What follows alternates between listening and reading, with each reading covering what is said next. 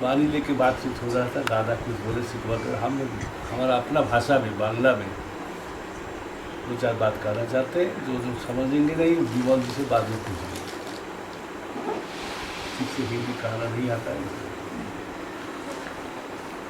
শ্রী ঠাকুরের বাড়ি যেগুলো আমরা পড়ছি, আজকে একটি বাড়ির কথা মনে রেখেই আজকের বিষয়বস্তু ঠিক করা হয়েছে। বাড়িটি হলো, দেব দেবতা হাজার ধরিস, আচার্য যার ইষ্ট নয়, स्पष्टतर बुझे राखिस जीवन चलाए निहात भय। इसका हिंदी मोटा मोटी हम समझ रहे हैं, जितना भी देव देवता पकड़ के तुम चलो, लेकिन जीवन में अगर कोई तुम्हारे सामने आचरण करके दिखाने वाला ऐसा कोई आदमी नहीं है, तो जीवन के पथ में कभी भी तुम्हारा कुछ होने वाला नहीं, अच्छा ही नहीं हो सकता। डर है, डर है, किसी भी कुछ हैपनिंग हो सकता है जो अनवांटेड है जीवन के ভিতরে। ব্যাপার হলো কি, ঠাকুরের এই বাণীগুলো একটা জলের মতো। জল, আমি উদাহরণ দিয়ে বলছি, কেমন মনে হয়, আমার মনে হয় একটা জল, এই যাচ্ছি পাড়ে একটা পুকুর আছে, পুকুরটা কত গভীর আমি জানি না, কিন্তু জলের ওপর দিয়ে দেখলে তার গভীরতা বোঝা যায় না। ঠাকুর এই বাণীটা বলে দিয়েছেন যে দেব দেবতা হাজার ধরির আচার্য যার ইষ্ট নয়, স্পষ্টতর বুঝে রাখি জীবন চলায় নিহাত ভয়। এটা খুব ভালো কথা, কিন্তু এর গভীরতা কোথায়, ডেপথ কতটা, এটা কত জিনিসকে কভার করছে বোঝা খুব মুশকিল আছে। অবতার পুরুষের একটা বিউটি হচ্ছে কি, তারা খুব সংক্ষেপে ছোটোখাটো কথার মধ্যে বলে, বড় বড় কথা বলেন না, তর্ক বিতর্ক উল্টো পাল্টা সব ব্যাপার নেই। তার শ্রীরামকৃষ্ণের একটি কথা মনে হচ্ছে, তিনি একটি কথা খুব বলতেন সবাই, আমরাও বলতে পারি, আমি দাদাকে বলতে পারি, দাদা আমাকে বলতে পারি, চৈতন্য হোক। ঠাকুর খুব বলতেন এই কথা, আরে চৈতন্য হোক, দুটি ওয়ার্ড, চৈতন্য হোক। এই কথাটা নিয়ে যদি কেউ ভাবতে বসে, তাহলে এই কোথায় যে দাঁড়াবে, ওগুলো কি যে হতে হবে বোঝা মুশকিল আছে। তেমনই ঠাকুর জীবন চলা নিহাত ভয় করে দিয়েছে। হোয়াট ইজ জীবন চলা? জীবন চলা মানে কি, কোথায় ব্যাপ্তি, কত দূর, কি করতে হবে? জীবন চলা মানে কোথায় যে থামবে বলতে পারে কেউ? আমরা কি বলছি এখানে আলোচনা করছি, লেখাপড়া হবে না মাস্টারমশাই না থাকলে, চাকরিতে উন্নতি হবে না, যে কোনো কাজ করলে আমার সামনে ডিমনস্ট্রেটার চাই। কিন্তু আমরা জীবনের ছোটবেলার থেকে নিয়ে বিবাহ পর্যন্ত কি তারপরে পর্যন্ত সমস্ত জিনিসের ডিমনস্ট্রেটার আছে আমাদের কাছে। নার্সারি স্কুল থেকে আরম্ভ করে কলেজে কনভোকেশন পর্যন্ত আমাদের টিচার থাকে। কোচিং ক্লাসে যাই আমরা, জিমনেশিয়ামে যাই, আর্ট অফ লিভিং জাতীয় কত মরাল ক্লাস হয় সেখানে যাই। ওই আমরা ঘুরেই বেড়াচ্ছি কিন্তু নানা রকম ট্রেনিংয়ের মধ্যে, তাই না?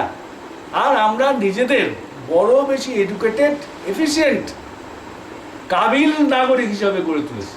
প্রত্যেকে ভাবে আমি কম যাই না, আমার ডিগ্রি, আমার স্কুল, আমি যেখান থেকে পড়েছি, যে ইউনিভার্সিটিতে পড়েছি, যা পড়েছি, আমার সাংঘাতিক কোয়ালিফাইড, আমি very much qualified, over qualified অন্যদের তুলনায়। কিন্তু এই নানা রকমের বহু সংখ্যক কাবিল লোক নিয়ে যে জীবন চলছে সমাজের, সেই সমাজের চিত্রটা কি?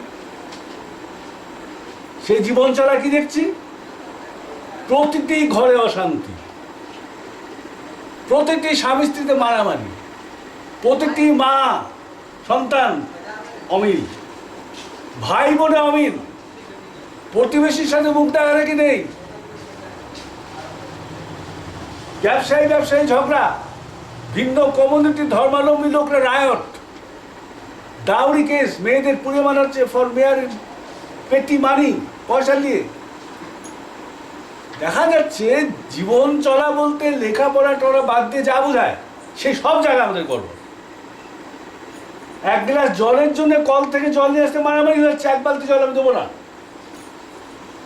আমি আগে দেবো। আমার সামনের বাড়িতে আমরা 3-4 জন ভাড়াতে থাকি, একটা স্কুটার রাখা নিয়ে মারামারি হয়ে গেল, কেউ কাউকে ছাড়তে রাজি না 1 ইঞ্চি জমি। জীবন চলা বলতে কিন্তু এইসব ছোটোখাটো ভরা কিন্তু জীবন চলা মানে রোজ অফিসে যে চুপচাপ কলম পিছে চলে এলাম, ব্যাংকে আমার অ্যাকাউন্টে ৭৫,০০০ টাকা জমা হয়ে গেল, ওটা জীবন চলা হলো না। জীবন চলা হলো ইন্টারাকশন, সকলকে নিয়ে চলছি নাকি। জীবন তো একা চলে না। জীবনকে একা চলে? জীবন একা চলে না। তাই জীবন চলা মানে সমবেত হবে, সম্বর্ধনার পথে যাওয়া, সকলে একসাথে যাওয়া। সেটা কিন্তু আমরা পারছি না।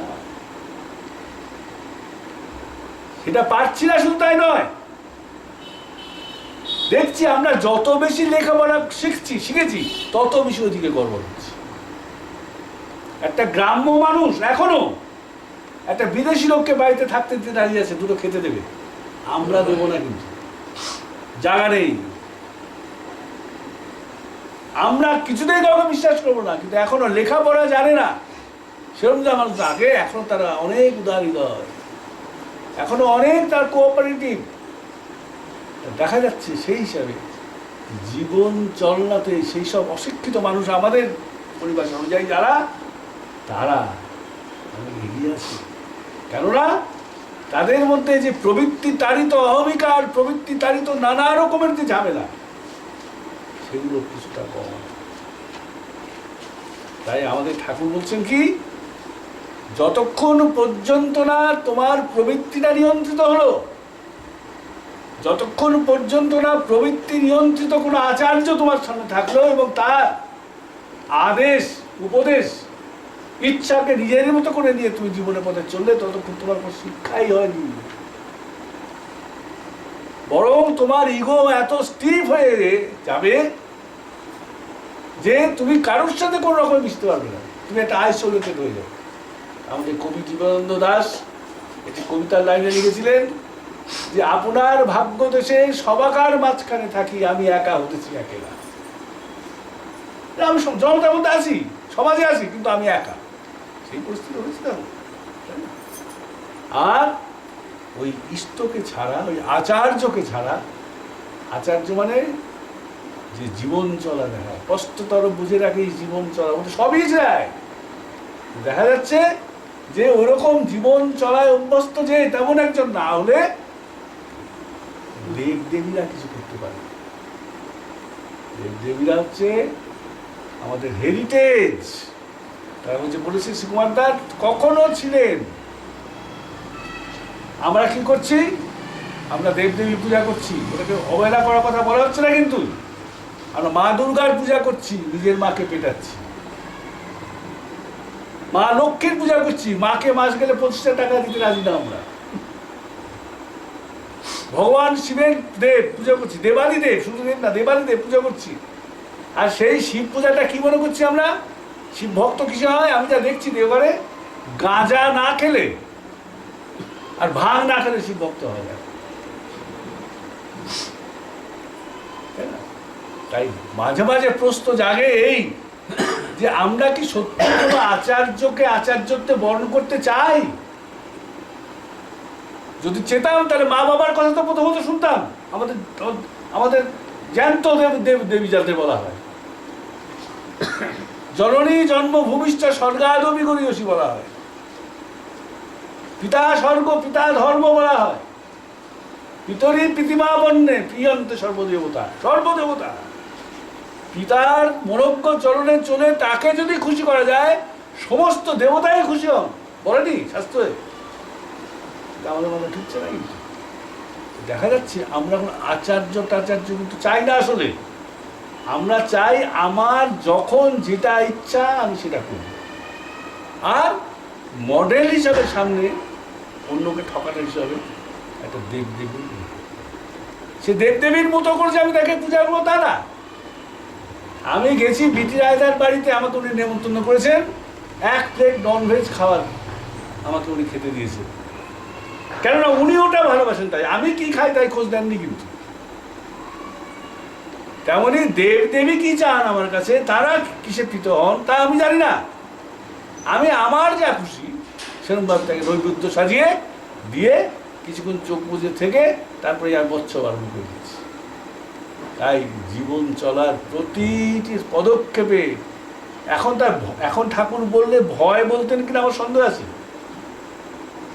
জীবন চলার প্রতি পদে ধ্বংস, এটা হয়তো বলতে যে পর্যায়ে দাঁড়িয়ে আছে ভয় না, ধ্বংস, আমার সেই ধ্বংসস্তূপের উপরে দাঁড়িয়েছে।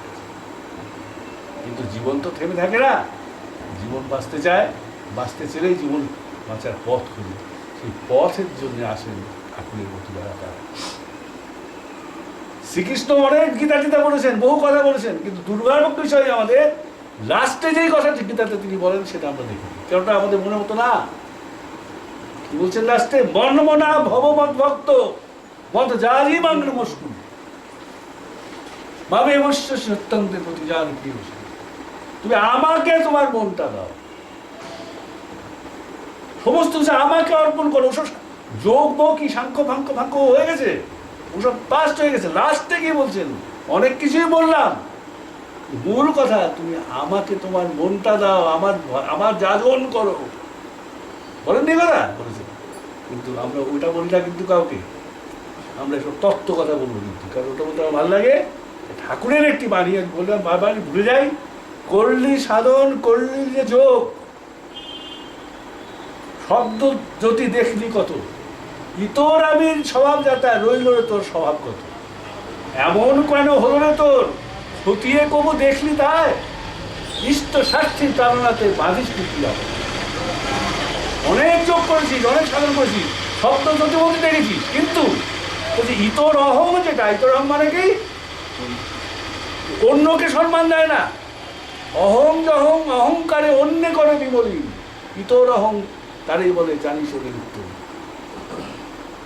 ইতর অহংয়ে তুই হাত দিসনি কেন? হাত দিসনি ইষ্ট স্বার্থী প্রাণনা, মানে প্রাণন ক্রিয়ার মতো যে তোর মধ্যে যে শক্তি খেলা চলছে, কোনো সতচ্ছ সাবলীল ভাবে তুই ইষ্টকে ভালোবাসিস। তাই হচ্ছে এই ব্যাপার। প্রতি যুগেই পরম পুরুষ যখন আসেন বলেন যে আচার্য মান বিজারিয়াত, ঠাকুর বলছেন শ্রীকৃষ্ণ জীবনটা দেখলেই হয়। বহু বিয়ে শাদী করেছে, একটা প্রতিলোম বিয়ে করেনি, বহু যুদ্ধ করেছে, বহু রাজাকে বন্দিত্ব থেকে ছেড়েছে, 1 ইঞ্চি জমি কারো নেননি, যুদ্ধের সারথিগিরি করেছেন, যুদ্ধের উস্কানি দেননি, প্রাণপণে শান্তি স্থাপন করার চেষ্টা করেছেন। মানুষের চলনাটা পুরো কৌরব বংশের চলনাটা পরিশুদ্ধ করার জন্য আপ্রাণ চেষ্টা করেছেন। ওই জীবন চলাতে ওরা কি ছিল? অস্ত্রবিদ ছিল, শাস্ত্রবিদ ছিল, রাজ্য পরিচালনাবিদ ছিল, কিন্তু জীবন চলাতে ঘন্টা ছিল। তাই জন্য কুরুক্ষেত্রের মাঠে একে একে সবগুলো জমি চলে গেছে। পাণ্ডবদের অত বেশি একটা কোয়ালিফায়ার ছিল তা না, বহু দোস্তটি ছিল, কিন্তু একটা ওদের বিরাট প্লাস পয়েন্ট ছিল ইষ্টকে ভালো, কৃষ্ণের আনুগত্য ছিল। যত বড় পাপিও সে যদি অচ্যুত হয়ে আমার ভজনা করে, তাহলে কিন্তু সে রক্ষা পেয়ে যায়, সাধু যাবে তুমি, তার ইতিহাস নাম বলতে। তাই আচার্য ছাড়া জীবন গভীর অন্ধকারে টর্চ লাইট ছাড়া যাওয়ার মতো, আচার্য ছাড়া অতল সমুদ্রের মুখে বিনা কম্পাসে সমুদ্রের যাওয়ার মতো, আচার্য ছাড়া একটা প্রকাণ্ড মরুভূমির মধ্যে দিক নির্ণয় যন্ত্র ছাড়া যাওয়ার মতো। মানুষের জীবনও তেমন ঠাকুর যদি না থাকে, আচার্য যদি না থাকে, একই অবস্থা হয়। জয় গুরু। জয় রাধে রাধে।